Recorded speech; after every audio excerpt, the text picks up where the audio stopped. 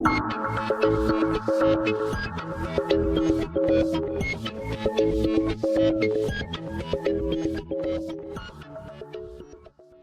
तर्क ज्ञान पे आप सभी का स्वागत है।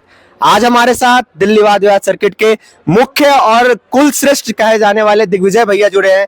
उनके साथ सत्यवती महाविद्यालय से आए हुए प्रतिभागी, शहीद भगत सिंह इवनिंग के प्रतिभागी और अधिनियम नायक शाश्वत जुड़े हुए हैं, और उनके साथ साथ कन्फेशन पेज के सबसे प्यारे ऋषि जुड़े हुए हैं। चलिए, तो इसी के साथ सबसे पहला सवाल मेरा दिग्विजय भैया के साथ रहेगा। आप इतने समय से सर्किट के साथ जुड़े हुए हैं, आपको वर्तमान स्थिति में सर्किट कहाँ दिखता है, सर्किट का लेवल क्या दिखता है, अगर आप पहले से और आज ट्रेस करके, क्योंकि सबसे बेहतर आप बता पाएंगे। हाँ, तो देखो, सबसे बड़ी बात यह है कि जब मैं आज सर्किट में आता हूँ तो बहुत सारी ऐसी चीजें हो रही हैं जो हमने कभी कल्पना भी नहीं की थी कि जब व्यक्ति आएगा तो बुद्धिजीवी को डिफाइन करने लगेगा। ठीक है। दूसरी बात यह है कि समय सामने है और बोल रहे हैं, और आपसे जो अधिनिर्णायक है 2-4 मीटर की दूरी पे बैठा है, फिर भी जब वक्त आए कि ये बोलता है कि मैं दिखाई और सुनाई दे रहा हूँ, ये सबसे हास्यास्पद लगता है। दूसरी बात, एक जो हैंगओवर कोविड टाइम में चढ़ा कि हम जो है 3, 2, 1 से स्टार्ट करेंगे, ये सब चीजें नहीं करनी चाहिए। आजकल लोगों से, ठीक है, हम लोगों के समय में ये होता था कि हाँ ठीक है, अध्यक्ष महोदय की अनुमति से मैं अपना वक्तव्य शुरू कर रहा हूँ, जैसे मैं बोलना शुरू करूंगा मेरा आप समय शुरू कर दीजिएगा। लेकिन मैं देखता हूँ कि आज यहाँ जो भी वक्ता आता है वो कहता है मैं अपना टाइमर खुद लूंगा, प्लस में 3, 2, 1 बोलेगा, फिर वो अपना क्लिक करेगा, और फिर यहाँ बोलते हैं कि पहले मैं विषय पढ़ दूं उसके बाद मेरा समय शुरू किया। ये सब चीजें मुझे लगता है कि वो ज्यादा चतुर बनने की कोशिश कर रहे हैं, बजाय इसके कि चतुरता से तर्क बनाएं। ये कमी हमें दिखाई देती है। और अभी मैंने एक मैच को जिसमें मैं भूमिका निभा रहा था, तो उसमें मैंने टीम से पूछा कि आप, ये जाति वाला विषय था, जाति गणना वाला, तो आप पढ़ते हैं या अवेयर हैं ये जो चर्चाएं चली हैं? तो बोलते हैं कि नहीं। मैंने कहा आप लोग न्यूज़पेपर पढ़ते हैं? तो उन्होंने कहा न्यूज़पेपर भी नहीं पढ़ते। मैंने कहा फिर आप लोग डिबेट ही क्यों कर रहे हैं? क्योंकि एटलीस्ट जो डिबेटर है वो कुछ किताब नहीं पढ़ रहा है, कम से कम अखबार तो पढ़े ही नियमित रूप से, तभी तो आप डिबेट कर पाएंगे। तो ये सारी चेंजेज आ गई हैं कि आजकल लोग, इतनी सारी डिबेट होने लगी है तो उन्हें लगता है कि चलो से पार्टिसिपेट कराते हैं। ऐसा नहीं होना चाहिए। डिबेट में आप जा रहे हैं तो पूरी तैयारी के साथ जाएं। एक वाद विवाद कर्ता का कैसे कटाक्ष करना चाहिए, ये आप सीख सकते हैं भैया के शब्दों में। कैसे इन्होंने बताया ऑनलाइन और ऑफलाइन में बुद्धिजीवियों को कैसे वो अबुद्धिजीवी कर्तव्य कर रहे हैं, इन्होंने उस चीज को दर्शाया है। भैया से पूछिए कि अच्छा क्या हुआ सर में? तो अगला चीज आप बताइए कि अच्छाई मतलब डेवलपमेंट तो आपने बता दिया कि समय के साथ आर्थिक स्थिति मजबूत हो रही है सर्किट की, पर अगर हम तर्कों की बात करें, तर्कों की स्थिति की आपको ऐसा नहीं लगता है कि वही थेसिस, एंटीथेसिस और जनरल विल के वही घिसे पिटे कॉन्सेप्ट है जो पिछले कई सालों से चल रहा है और आज भी वहीं तक सीमित रह गई है सर्किट? तर्क में मैं एक बात ये कहूंगा कि आजकल चूंकि दर्शन, 2 तरीके से कहूंगा। एक, दर्शन ज्यादा हो रहा है तो बच्चों को सोचने के लिए ज्यादा चीजें दी जा रही है कि आप सोचें। दूसरा, एक कमी ये आ रही है तर्क के स्तर पे कि आजकल अगर आप आजकल के डिबेटर्स को अगर आप मॉडल बेस्ड डिबेट दे दें जिसमें उनको कोई व्यवस्था, कोई रचना रचनी है, तो उसमें वो कोलैप्स कर जाते हैं तुरंत। तो इसलिए मेरा ये अनुरोध रहेगा बाकी सबसे भी कि आप दर्शन वाला डिबेट रखते हैं, ठीक है, लेकिन आप जो है मॉडल बेस्ड डिबेट भी करिए, क्योंकि हमें कुछ वास्तविक समस्याओं का भी निराकरण करना होता है। केवल दर्शन पर ही बात नहीं होती। दर्शन को जब तक आप लागू नहीं करेंगे तब तक तो समस्याएं वैसी ही रहेंगी।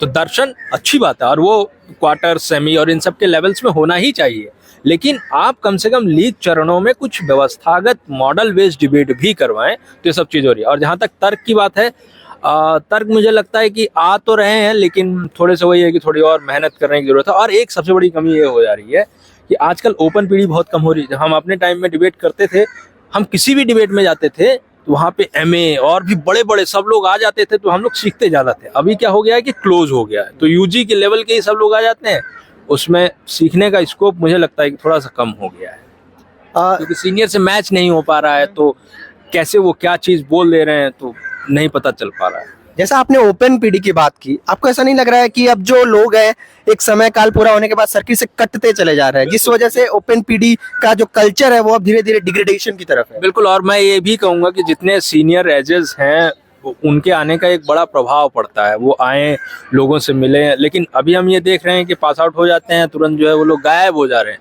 स्पेशली जो फीमेल एजेस हैं, फीमेल डिबेटर्स हैं, तो सर्किट में नहीं दिख रहे हैं। तो ये कोशिश ऐसी करनी चाहिए कि जो पास आउट हो जाएं, आपकी जिम्मेदारी इस पूरे वाद विवाद सर्किट से आप हिस्सा बन चुके हैं, तो सिर्फ जब तक आप डिबेट कर रहे थे तभी तक आपकी जिम्मेदारी नहीं है। अब आपकी जिम्मेदारी ये है कि आप आएँ और लोगों को सिखाएं भी। लेकिन हम देखते हैं कि लोग कट जाते हैं, जो कि नहीं होना चाहिए।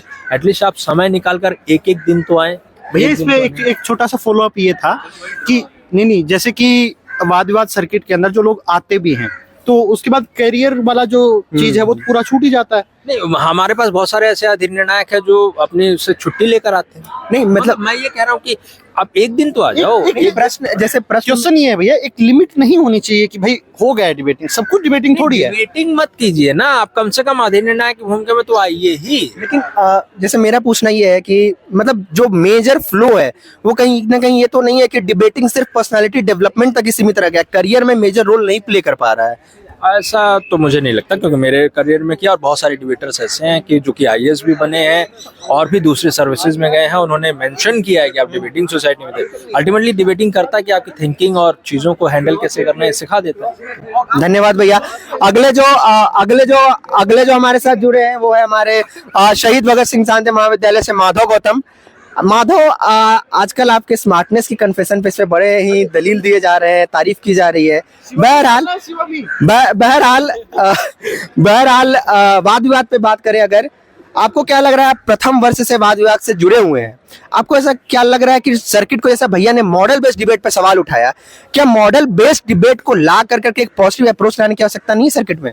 देखिए भैया, मुझे लगता है कि मेरा जो पर्सपेक्टिव है पिछले 3 साल का वो उतना है जितना मैंने देखा है, और भैया का पर्सपेक्टिव वो है जो उन्होंने मेरे से पहले 5, 6, 7 और बैचेस देखे हैं।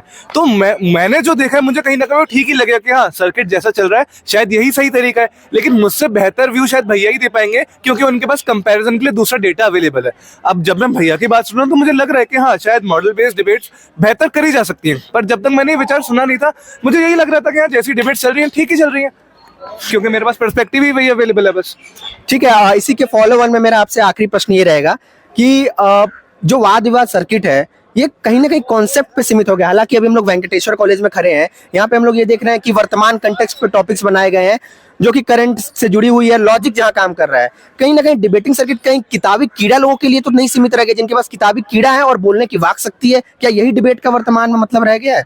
नहीं भैया, मुझे लगता है कंसेप्ट्स और आइडियाज को अगर डिस्कस नहीं किया जाएगा तो नए आइडियाज और नए कंसेप्ट्स पे भी बात नहीं हो पाएगी। अगर हम केवल ये बात कर लें कि हम कैसे इंप्लीमेंटेशन करेंगे, कैसे मॉडल्स बनाएंगे, हाँ वो रियल लाइफ प्रॉब्लम्स के सोल्यूशन दे सकते हैं, बट जो एक मुख्य एम है डिबेटिंग का, नई चीजों को डेवलप करना, नए आइडियाज को डेवलप करना, वो कहीं ना कहीं रुक जाएगा। अगर हम केवल इंप्लीमेंटेशन की तरफ बढ़ गए तो मुझे लगता है आइडियाज डिस्कस होना बहुत जरूरी है, क्योंकि आइडियाज के विद जो नए आइडियाज निकलते हैं वो तभी पॉसिबल हो पाते हैं। धन्यवाद माधव। आप सत्यवती महाविद्यालय से हैं, आपसे मेरा बड़ा सरल सा सवाल है, आपके महाविद्यालय जैसे भी आयोजन किया पार्लियामेंट्री डिबेट का आयोजन किया, आपको ऐसा क्या महसूस हो रहा है, मतलब आयोजन करने से, और एक ऐसी कॉलेज जो अभी तक पीडी कल्चर को नहीं अपनाई है, तो आपको इससे नहीं लगा पर्सनालिटी डेवलपमेंट में क्या इनहेंसमेंट दिख रहा है? ठीक है, पहले तो पीडी का जो कल्चर है वो हर कॉलेज धीरे धीरे डेवलप करता है। जैसे हमारा बहन सत्यवती, वो तृतीय संस्करण था, और तृतीय संस्करण में हम लोगों ने जितने फीडबैक देखेंगे, हमारे मोशंस की क्वालिटीज पिछले साल से इंप्रूव हुई है, हमारी डिबेटिंग क्वालिटीज जो है वो इंप्रूव हुई है। सबसे बड़ी बात, डिबेटिंग की जो क्वालिटी होती है वो दो चीजों पे क्लियरली डिपेंडेंट होती है। पहले टीम्स पे तर्क वितर्क करके किस प्रकार की क्षमता, दूसरा ऑर्गेनाइजिंग कमेटी जिसने मोशंस बनाए, उस मोशंस को एक बैलेंस्ड वे में फ्रेम करना कि वो मोशंस जो है वो दोनों टीमें जो है वो अच्छे तर्कों से खोल पाए, वो एक डिबेटिंग क्वालिटी बना रही है।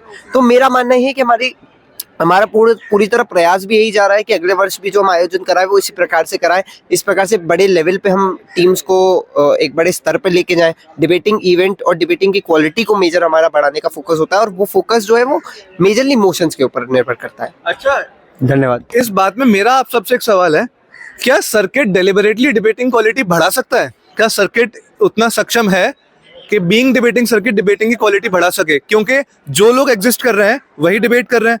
अब वो अपने ही अगर एक एको चैम्बर में रह रहे हैं तो क्या वो आपस में ही बेटर कर पाएंगे डिबेटिंग?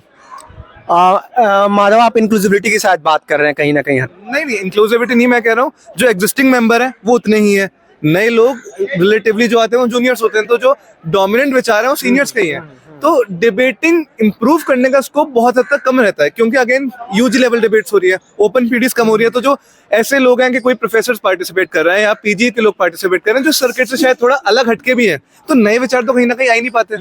ये अच्छा सवाल माधव ने छोड़ा है।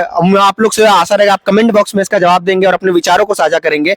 और आगे बढ़ते हुए ऋषि से के पास हम आखिरी में आते हैं। ऋषि, मंथन द्वितीय संस्करण, तृतीय संस्करण, आप तृतीय, चौथा और पांचवा संस्करण में आज मंथन पहुंच चुका हुआ है। कुछ शब्दों में आप मंथन के इस डेवलपमेंट के बारे में बताएं, क्या खामियां और क्या खूबियां आपको लग रही है मंथन में? देखिए, तीसरे संस्करण में तो मैं नहीं आया था, चौथा और पांचवा संस्करण 2 संस्करणों में मैं आया हूँ, और मुझे लगता है कि एट पार बेस्ट जैसी पीढ़ी करवाई जा सकती है, ये उस लेवल का प्रयास करते हैं और ये लोग करते भी हैं। मतलब खूब मेहनत दिखता है। पहली बात तो इनका शानदार सा कॉलेज है, और ऊपर से ये बहुत शानदार खाना देते हैं, और ऊपर से एक ऐसा है कि केवल डिबेट को डिबेट तक ही नहीं रखते हैं, उसको कल्चर से अलाइन करके भी रखते हैं। तो ये दोनों मायनों में, तीनों मायनों में जो हो सकता है, जो बन पड़ती है वो करते हैं, और मुझे बहुत मतलब one of the best experience अगर कहीं का लगता है तो मंथन का ही लगता है। धन्यवाद ऋषि। आशा करते हैं आप लोग दिग्विजय भैया या जो कुछ सवाल छोड़े गए हैं उसके जवाब आप देंगे और मॉडल बेस्ड डिबेट के ऊपर खासा ख्याल देकर एक सर्किट में पॉजिटिव अप्रोच को डेवलप करेंगे। धन्यवाद।